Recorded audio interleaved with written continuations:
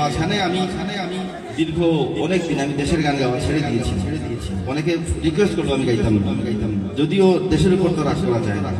কিছু তিক্ত অভিজ্ঞতা থেকে যখন দেখলাম যে জন্ম নিবন্ধনের নাম পরিবর্তন করতে গিয়ে মানুষের পায়ের তলা শেষ হয়ে যাচ্ছে ইউনিয়ন অফিসে দৌড়তে, আর আইডি কার্ড তো মাশাআল্লাহ আমরা স্মার্ট না, এখন স্মার্ট কার্ড পেয়েছি। তো নির্বাচন অফিসে মানুষের যে কি ভোগান্তি, আমাদের দেশের সিস্টেম তো হইল এরকম, সরকারি একটা চেয়ারে যে বসে যায় বাপসে জমিদার, তাই না? দেশের মানুষকে তখন চাকর বাকর মনে করে।